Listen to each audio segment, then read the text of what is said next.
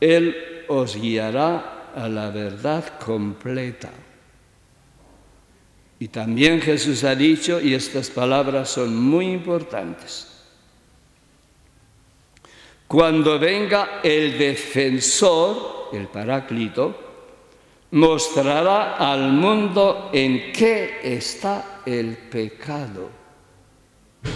El Espíritu Santo nunca culpabiliza, nunca acusa, te muestra el pecado, te hace ver el pecado. Y al ver el pecado lo rechazas, pero sin culpabilidad. ¿Y en qué consiste el pecado? Según este texto, en el Evangelio, según San Juan, capítulo 16, verso 8 y siguiente. Cuando venga el defensor, mostrará al mundo en qué está el pecado, en que no creen en mí. Lo dice Jesús, que ese es el pecado, la increencia. ¿Y cuántos creyentes creen realmente en ese Dios revelado por Jesús? Infinitamente bueno, generoso y misericordioso. ¿Cuántos cristianos creen en ese Dios? Pues ese es el pecado. El pecado de los creyentes es la increencia, que no acabamos de creer que Dios pueda ser tan bueno como nos lo revela Jesús. Porque nos han metido otras ideas y estamos muy programados por unas ideas poco evangélicas. Y tomemos muy en serio nuestro pecado, que es lo único que nos aparta de Dios. En esto consiste el pecado, en que no creen en mí. No creemos en Jesús, no creemos en su Evangelio, no creemos en ese Padre que Él nos ha revelado. No creemos que Jesús, el Hijo de Dios, un día se cargó con todos mis pecados y con todos los pecados de todos los seres humanos, desde el primero hasta el último, y sacrificó su vida y derramó su sangre para destruir y borrar todos los pecados. Es la gran realidad. Tan grande es la misericordia de Dios con nosotros que no acabamos de creer. Ante todo, el pecado es una falta de fe en el amor de Dios totalmente gratuito, revelado en su Hijo. Y eso es lo que necesitamos corregir. Hablamos de la conversión. El mismo Jesús comienza, según Marcos, la evangelización. Ha llegado el tiempo, el reino de Dios está cerca, convertíos y creed la buena nueva. Convertíos o arrepentíos. Y aquí también el ego ha inventado su propia versión de convertíos, culpabilizándome, sintiéndome miserable y diciendo mea culpa y mía máxima culpa. ¿Eso es la conversión? En griego se usa una palabra que traducimos como conversión, metanoia. Y literalmente, metanoia significa cambio de mente, cambio de visión mental. Si yo cambio la visión mental, cambiaré el curso de mi vida. Es lo del hijo pródigo. Cuando se encuentra en la miseria, reflexiona: qué imbécil he sido en abandonar la casa de mi padre. Los criados están mejor allí que yo aquí. Volveré a mi padre. Eso es la metanoia, el cambio de mente. Y a eso le sigue el cambio de dirección. Comienza a desandar el camino que antes había andado. En vez de alejarse, se va acercando a la casa del Padre. El Espíritu Santo, el Espíritu de la verdad, abre nuestros ojos y nos hace ver el pecado, pero no nos culpabiliza. Nos hace ver el pecado y nos mueve a retractar y a corregir y a dar los pasos necesarios para una vida nueva. Algunos expertos en griego antiguo nos dicen, esto es muy interesante, que esa expresión tasamartías, que se dice pecado o pecados, tasamartías, está asociada con el mundo de la caza. Sale un cazador con su arco y las flechas, ve un conejo y dispara y no da en el blanco, se le escapa el conejo. Ese es el pecado, no dar en el blanco. ¿Qué es el pecado? Un error. Y es lo que realmente sucede.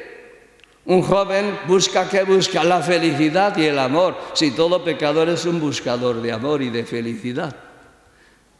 Pero comete un grave error. No da en el blanco, busca la felicidad, busca el amor donde no está. Todo pecado es un error.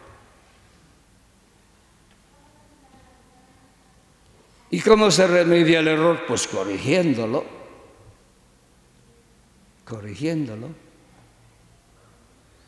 Y si tomamos esto en serio, que todo pecado es un error, nuestra vida cambia. Esto yo les he dicho a muchas comunidades, algunas al menos, de monjas. 40 años acusándose de lo mismo y siguen lo mismo. Pero ¿cómo es posible? En vez de confesar los pecados, míralos como errores que estás cometiendo. Y si te das cuenta, esto es un error y decides corregirlo, seguramente que en 2 meses lo corriges, pero no vas a estar 40 años cometiendo el mismo error. Eso no es normal. Todo pecado es un error. ¿Es ofensa contra Dios? Pues no sé, piensa lo que quieras, pero no hay ninguna base en el Evangelio para ver que Dios se ha dado por ofendido. Dios es nuestro Padre, infinitamente mejor que todo papá y toda mamá en este mundo. Eso de mirar al pecado como una ofensa contra Dios, yo lo veo como una proyección de nuestro ego. Porque sale ganando, nos debilita y Él es más fuerte. Ya no podemos salir de nuestro egoísmo.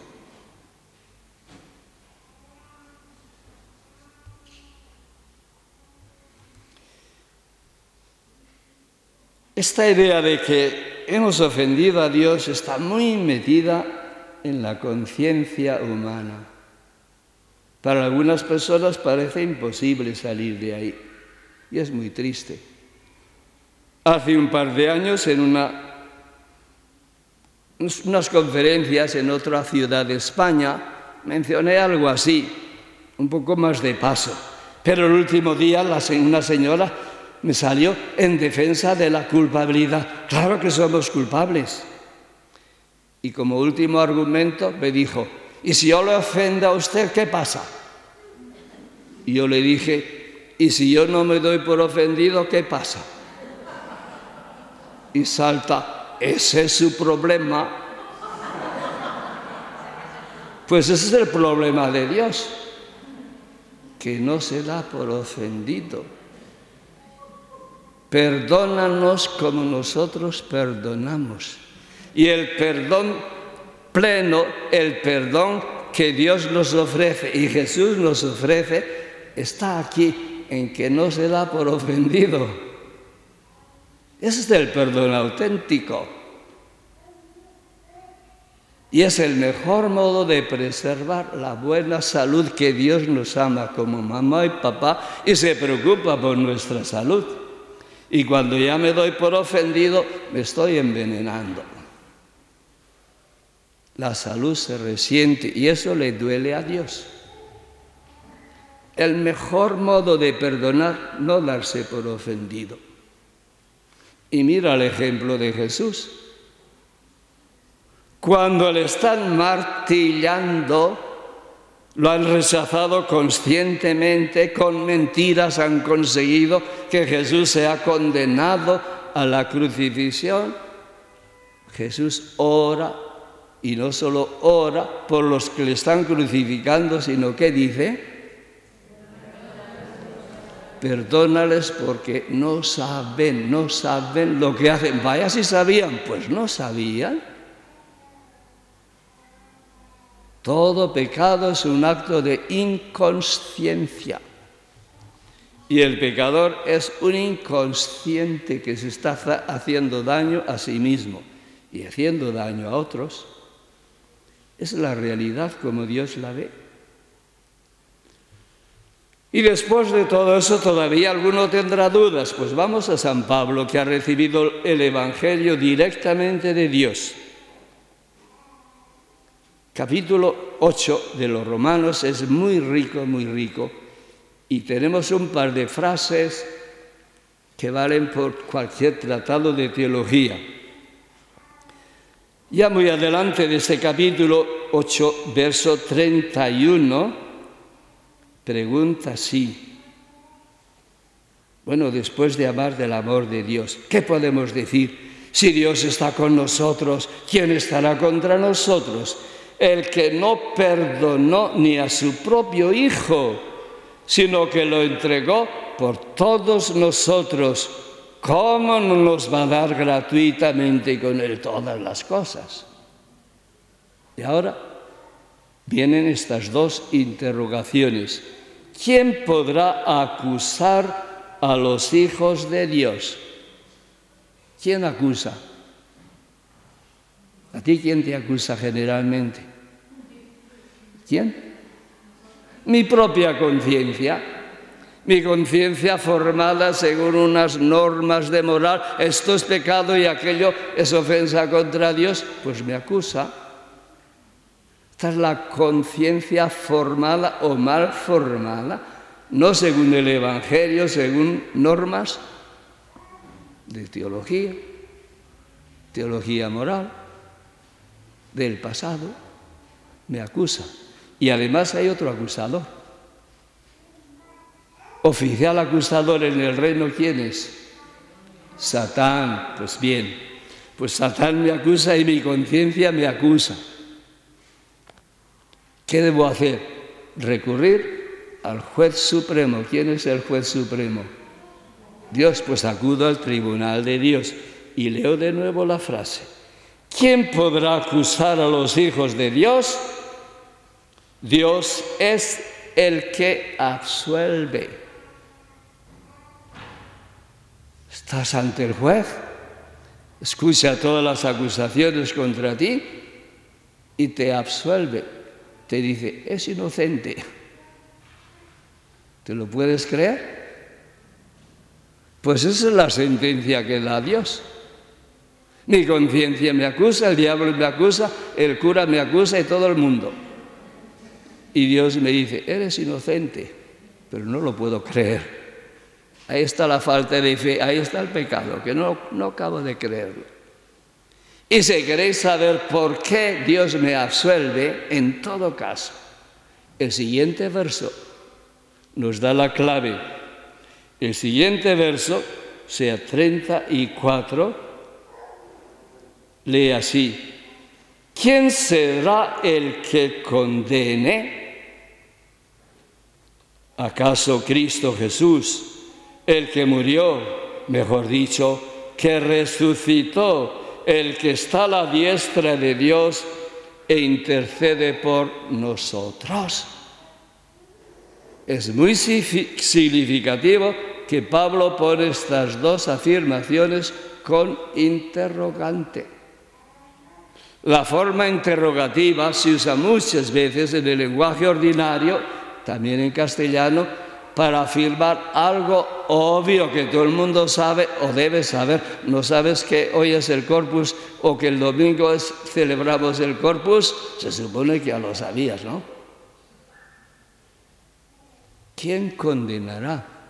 ¿Acaso me va a condenar Cristo, el que está a la diestra de Dios e intercede por mí? Intercede quiere decir que es el abogado. ¿Y en un juicio va a ser el abogado el que te condene? Lo más absurdo.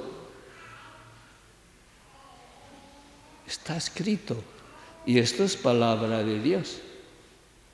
Y tenemos que basar y alimentar nuestra fe con la palabra de Dios. Y está bien claro. Dios absuelve, Jesús intercede por mí y nunca podrá acusarme ni condenarme porque está contra su naturaleza.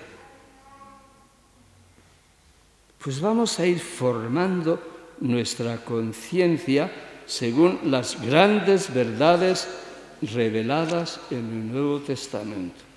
Estamos ante un Dios que nunca nos acusa, nunca nos condena, que no se da por ofendido, que perdona, perdona y perdona, sin medida. Y ahora en el Padre nuestro Jesús nos ha enseñado a decir, perdona como nosotros perdonamos. Qué importante esa afirmación. El perdonar es privilegio de los perdonados. ¿Y por qué nos cuesta perdonar? Porque no hemos acogido el perdón de Dios. Me confieso 1000 veces y todavía me siento culpable, pues no soy capaz de perdonar a otros. Si aprendo, por favor, si aprendo a acoger el perdón de Dios incondicionalmente como Dios me lo ofrece, porque mis pecados han sido borrados en la sangre de Cristo, me capacito para perdonar a otros. Y más aún, si medito un poco en el Evangelio, tendré la capacidad de no darme por ofendido, que es el perdón más pleno. No darme por ofendido. No tengo nada que perdonar, si no ha pasado nada. Y nos cuesta perdonar por eso, porque no hemos aceptado plenamente el perdón de Dios y no lo hemos aceptado como puro regalo, puro regalo.